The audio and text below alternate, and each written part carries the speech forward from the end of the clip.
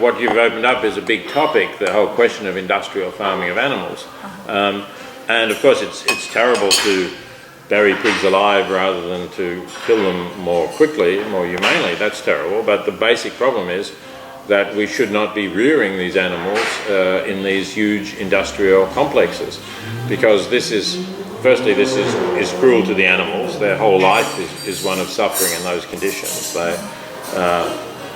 They have not evolved in order to live in those conditions, and they are not suitable conditions for them to live a good life. So there is suffering and cruelty there. And then secondly, these industrial factories are just ideal breeding grounds for new diseases, because there are so many animals crowded together in these sheds that the diseases can spread very rapidly from one animal to another, and they can mutate, and so we get new varieties of them, which some of which will be dangerous to humans as well. So there's a serious public health risk from the concentration of factory farming. There are also environmental risks in terms of the pollution, of the huge amount of manure that's produced locally, and the contribution to climate change, to greenhouse gases, is often very great as well. Well, I think the first thing that we should do is we should eat less meat and fewer animal products. It's the consumer demand for high meat diets that causes this kind of farming. It's not healthy to have a diet so high in animal products. There are a lot of disease problems from eating so much meat. Cancers of the digestive system and heart disease as well. You know, capitalism is an efficient system for producing goods. I think there's no doubt about that.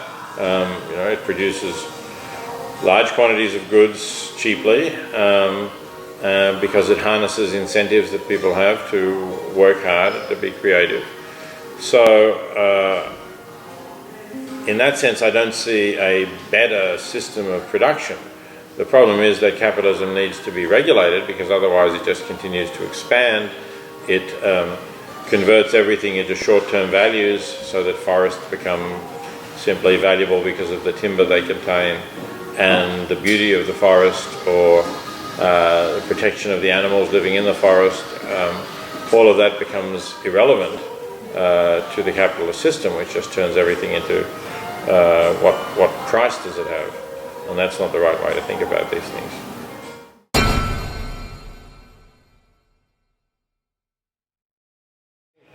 To me, the major risk for our civilization is climate change, and that is certainly a problem, but I think civilization will probably survive it, or at least will survive the next century of it, and maybe by then we'll have new technologies to improve it.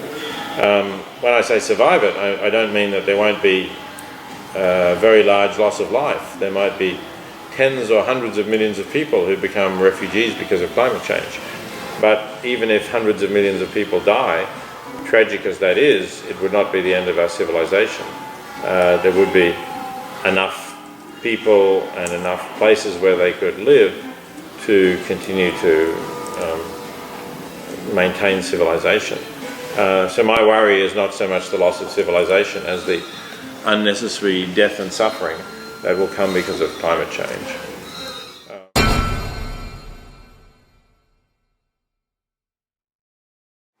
Who can be the ethical leader? Oh, I think everybody. My answer to that is everybody. I don't think that we want to have one ethical leader.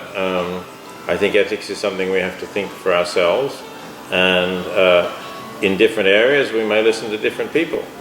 But I hope people will think for themselves, and I hope also, of course, that they will become more empathetic to others. That is, that they will put themselves in the position of others, and they will think, what would it be like to be somebody trying to live on $1 a day in an extremely poor country? What would it be like to watch your children die because of poverty-related causes that if they were born in a more affluent nation, they would not die from? What is it like to be an animal kept in a factory farm? I mean, those are the questions that people need to ask. But they don't need ethical leaders. They can ask them themselves and then act in accordance with their conscience.